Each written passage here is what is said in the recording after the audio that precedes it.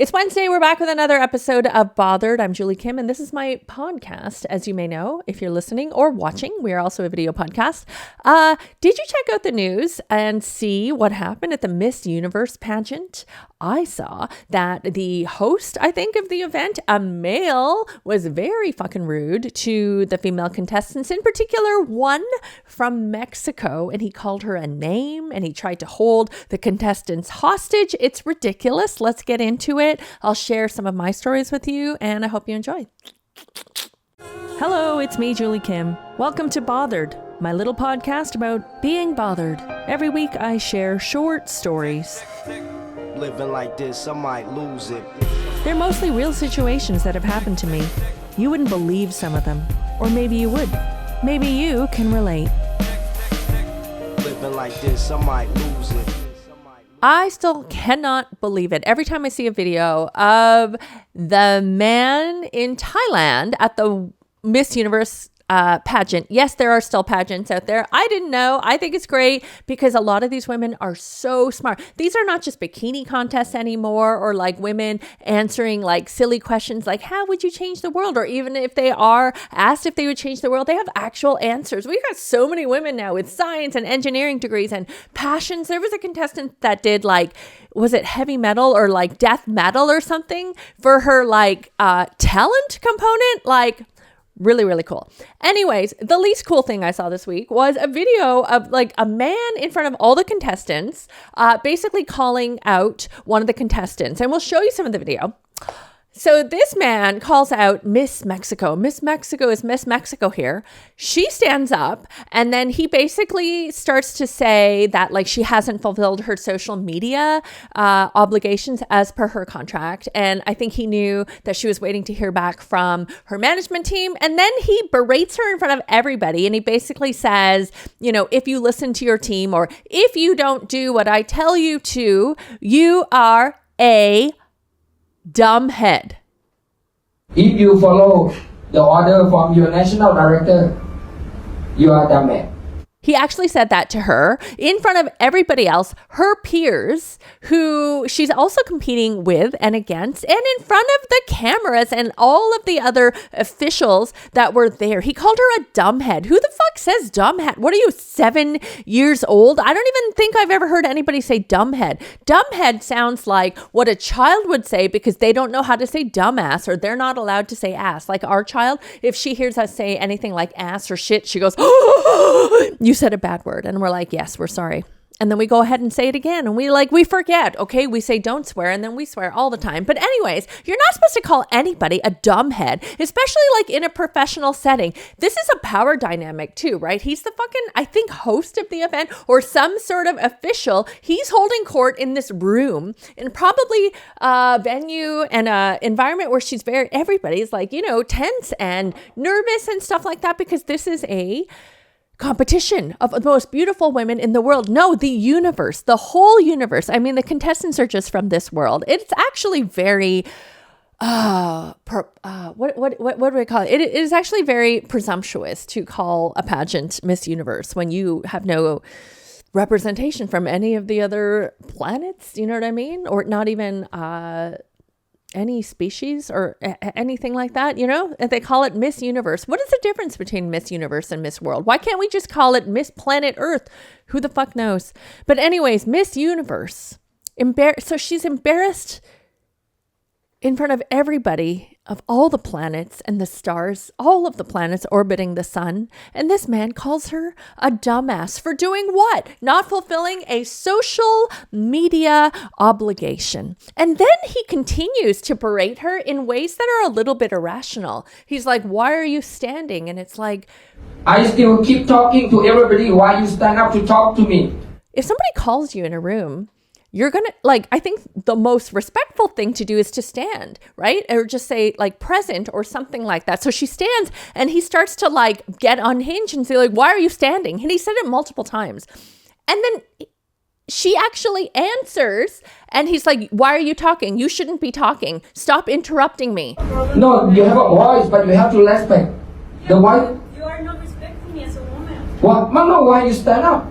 He had addressed her. He had asked her questions like, why are you standing? And she's supposed to not answer. So he's just there basically talking. And this is the thing. This is one of those men who thinks that when they talk, everybody's supposed to listen, or when they want something, people are supposed to just do what they want. And that's what this man said and did. He literally had a fit. He said, you shouldn't be talking. And she said, no one can shut our voice. And no one can shut our voice. Which I think is so beautiful. I'm going to use that. Like when my husband's like, can you clean your mess? I'm going to be like, no one can shut our voice. I mean, I am changed, okay? I think this was a huge step forward for feminism. This is a fucking man who thought that he was like being the ringleader of all of these women in the Miss Universe contestant, and he's berating this fucking woman. So he's telling her to sit down. He's telling her to be quiet. And so you know what everybody else in the room did? And I shouldn't say everyone else. So many of the other contestants, women, stood up to leave because he was disrespecting this woman. Stop. Stop. Get security.ปิดประตู Stop. And instead of apologizing on the spot, instead of realizing in this long runway of time that he had to say, wait, this is inappropriate. I'm not being right. I'm not right in the head. He just dug in and he kept going. He tried to stop. He's like, everybody sit down, stop. And then he called security. He called security and he said, I think he said, shut the doors. He tried to hold the contestants of the Miss Universe contest hostage because they were not doing what he said. And the only reason they were getting up and leaving is because they were pretty much protesting his blatant disrespect. This man has since come out. I mean, I've seen him in at least one, maybe two settings crying. I mean, crying with full on tears on. I'm like, you know when a kid cries and they like close their eyes completely, they can't even keep their eyes open and they're like feeling so sorry for themselves. That's how this man cried. He was like, I was so stressed. He pointed to his own stress, okay? He's apologized. This is how fragile people like this are, okay? He's like, it's just very stressful for me. He wasn't even saying that he did something really inappropriate. He was just like, I was really under stress. Oh,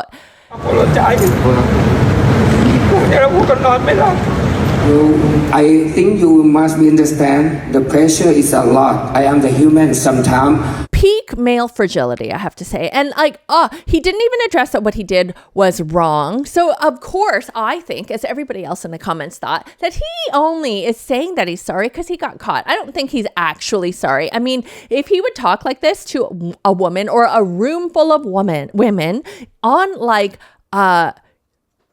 such a big stage where he knows there are cameras, of course he doesn't actually think it's wrong. I wonder what he does when the cameras are not on him or when he's in private. You know what I mean? Like somebody in the comments said, I bet he beats his wife. But like, I don't want to say that, but I don't want to say that I didn't like that comment. I'm just kidding. I didn't. Did I? I don't remember. We all have examples. Every woman has an example of a man that has berated her at least one fucking time. I mean, one story that comes to mind was actually when I still worked like in a corporate setting. I was doing this project with this man who came in as like, I don't know, something like a project director. He was like this big, tall guy who I just remember he liked cheesecake. He ate a lot of cheesecake. He was always eating cheesecake and always talking about cheesecake. So he comes in as like a director. He's not like anybody's actual boss. People just report to him for a project. And he really peacocked. Every time he talked, he wanted people to treat him like he was this big cheese. Get it? Cheesecake. I didn't even intend that. But he would bark at people. And I remember he talked to me like this too. Like whenever if we had a meeting and I would say like, this is my update. I'm doing this. And he wanted me to stop talking. He actually yelled over me one time and he said, Julie, stand down. I don't know. Maybe he did military service at one point. He bragged about a lot of things. He told me to stand down when he wanted me to stop a certain activity that he actually didn't have authority over me for. I remember one time I had a meeting room. The meeting before us had started late. So my meeting intern was going a couple minutes late. He came in. He's like, you have to stop your meeting now. And I said, I'll just be another minute. And he goes, Julie, stop the meeting. It was ridiculous. His name was David. He was a tall Scottish man whose life felt like it was unraveling, like he was divorced. He lived with a new woman and the child. He didn't seem very happy. And this is the thing. Some of the most miserable people you will ever meet in a workplace or anywhere else are not happy at home. So they have to bring all that shit to work and treat other people badly, or they need their validation at work. He treated people so horribly. He actually ended up getting let go. Nobody cared. There was no party. But this man fully thought that he was entitled to talk to people, whether they were women or not, like they were beneath him. He wanted to rule with this like iron fist. He wanted to feel like he was this big respectable guy, when in truth, he was actually kind of like a big joke because of the very way that he acted. Like, read the room, read the world. You can't act like this anymore. And I've experienced this kind of thing in so many different settings. I mean, a lot of them were in corporate settings, I guess, because in a corporate setting, like you have to be there, right? Like if I'm just at a coffee shop and this happens, I can walk away. I remember one time I was on this project. This was like a time I was like on this project at a bank. I was a newer graduate, but then there was this other guy and he was older, but he didn't even have a position where I reported to him. He wasn't a bigger deal than me. We would be in meetings. His name was Sunil, and we would be in meetings. And when we were like divvying up action items or whatever, oh my God, action items, I'm like having PTSD. He would turn to me and talk to me like on purpose in such a condescending way. He'd be like, Julie, I'm going to need you to, and then he would tell me the lower level thing that he was tasking me. He was not my fucking boss. And I don't remember like having the agency or the words or the attitude yet at the time. I mean, now I would fucking eviscerate him. But at the time I would just like, I remember being angry about it, but not quite knowing what to do with that, productively about it. I didn't do what he told me to do because he wasn't my fucking boss. I think I just gave him eyes. I would just give him like a stare and then not do what he fucking told me to. I say this all the time, but I really mean it. Write to me at bothered@juliekimcomedy.com. I want to hear your stories. I will write you back. I want to talk about these examples of people, of men berating you, especially if you're a woman, because I think it's preposterous and I like to be bothered, okay? I like this rage. I like the feeling of, I cannot believe he did that, or I can't believe he thought that he would get away with that. Oh, we need to talk about it. We need to talk about it and we need the world to change. And also I love to vent and rant. Anyways, going back to this fucking guy in Thailand, I can't wait to see what happens. I mean, this man, I don't know his name. Oh yeah, his name is Dumbhead. That's what we should call him. That's what the news, articles and the channels should call him. Dumbhead. Dumbhead from Thailand who thought that he could talk to contestants and treat them like that in the Miss Universe contest. I don't know what's going to happen to him. I mean, he's a media personality. So he's probably like the host of a show or multiple shows. You think anyone's going to hire him again? I don't know. Actually, in Asia, there's a lot of ingrained misogyny. I'd be interested to know if they're going to allow that in Asia, if they're going to be like, well, this is just the way that men talk to women. I fucking wonder. There is a racial component. There is a cultural component. I can't get into it right now, but as you can tell, it has affected me and there's going to be a lot more episodes. Anyways, I'm so fucking bothered by this. And I want to see what happens. I hope he dies. Just kidding. But I hope he gets punished severely. Okay. Thanks for listening. Thanks for listening to this week's episode of Bothered. Please remember to like, subscribe, share, and comment, and email me at bothered@juliekimcomedy.com with any content at all. Okay? Tell me I suck. I don't give a shit. Tell me your stories and your reactions. I'd love to know that some of this resonates with you and that you are bothered. What am I up to? Soon I'm going to New York to do a show at the West Nyack Club, Levity Live Club on December the 4th. And on the 11th, I'm going to Philadelphia. So that'll be super fun. Next week, I'm going to have a bunch of announcements for you. More shows, mostly in Canada and some internationally as well. It's been such a privilege being here and being able to tell stories to you and venting, really. I appreciate you. Thank you so much.